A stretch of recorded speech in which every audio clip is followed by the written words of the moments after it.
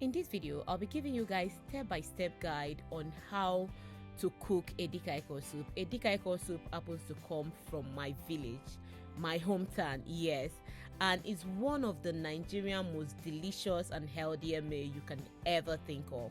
So without taking too much of the time, let's delve into it. But before we do so, if you're seeing my video for the very first time and you've not subscribed and you think you like cooking videos like this, please do me a favor by hitting on the subscribe button. Thank you. So firstly, what you need to prepare Edikaikong soup, you need vegetable, not just any vegetable, ugu leaf. It's called ugu leaf, that's what we locally call it, but every other places can call it vegetable, but it's one of those vegetables and it's ugu leaf. I like to cut that head out of it. If you think you are okay with it, you can add it to the vegetable, which a lot of people do just to make sure the vegetable is plenty. But my husband doesn't like that head at all. That's the reason why I cut it out. So if you think you can eat the head part of it, then you can just go with it. So while you are cutting, please pay attention to your fingers so you don't hurt your fingers. It's very simple to do anyways.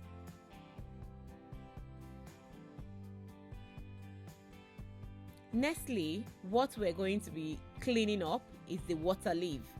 Water leaf, without water leaf, there is no Edikaikong soup without water leaf, if that makes sense. So definitely you need ugu leaf and then you need water leaf to make Edikaikong soup. That you cannot do without these two things.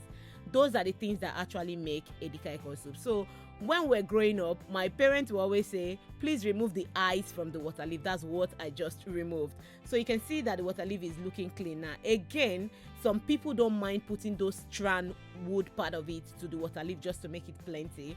But my house, we don't like it, so we always take it out. So see how much of those strand I actually brought out of it. But some people don't mind, they just add it to it and cut it together. It melts anyways because it's water leaf. And next, you need your cow meat, like a beef, whatever beef of your choice. Just pick any one that you like and you can add it to it. So I'm using a cow beef. That is exactly what I'm cutting right now. So you can use any beef that please you, any beef that you think you actually like. So now I'm just going to put all the beef. What I have in there is calf foot, I have oxtail, I have cow leg, I have stockfish, I have then I added some pepper and onions to it, and then add some Maggi, add some salt as well, and then you put the meat to boil. With Edikaikong soup, it has to be simple. You are not putting all those serene, all those extra seasoning, all those extra seasoning. What you basically need to prepare Edikaikong soup is your Maggi and salt. You don't need any more seasoning. If anybody is telling you you have to add more seasoning, please don't listen to that person. It's Maggi and salt, and then crayfish. So I don't miss that out. So right now I'll be adding the dry goat meat, dry catfish, and then the dry asa fish. Who actually make Edikaikong soup without adding asa fish? Asa fish happens to be one of the most expensive fish in Nigeria if you're buying a dry fish. But then again, if you want your Edikaikong soup to be very nice, please introduce asa fish into that your Edikaikong soup. You will come back and tell me your testimony. So right now I'm just adding some yellow chili pepper, like the fresh pepper, the yellow part of it. I actually like the flavor that it gives in Edikaikong soup. That's the reason why whenever, even though I'm using fresh pepper, I would also want to use that yellow fresh pepper as well. So right now I'm adding some mackerel fish, add some periwinkle, we call it isam in our hometown, we call it isam. So I'm adding some with share and without share. So with the share is optional. If you want to add the asa with share, it's optional, so just do what works for you. But what I really want to taste is that flavor of the village Edikaikong that I used to eat many years ago. That's just what is on my head. And don't forget, you need a generous amount of crayfish in your Edikaikong soup to give it that local Edikaikong taste. Don't forget that, it's very important. So by the time you stir together, add your oil, add some salt, and then close, allow it to simmer. Look at your Edikaikong soup now. Look at it. It's almost getting ready. So right now I'm just taking out the fish out of it so it doesn't break. the mackerel fish, so it doesn't break. So if you're adding fish to it, I don't know why when cooking anything that looks like soup, I like to add mackerel fish to it. I just love mackerel fish. I cannot do without it. I love it a lot. So yes, so if you're not adding mackerel fish, that's okay, but right now I need to take it out just because of the bone. You can see that the egg has already broken. And right now what I like to add to my Edikang Ikong soup again is this big prawn dry crayfish, the red one. It takes the taste of your Edikang Ikong soup to the next level.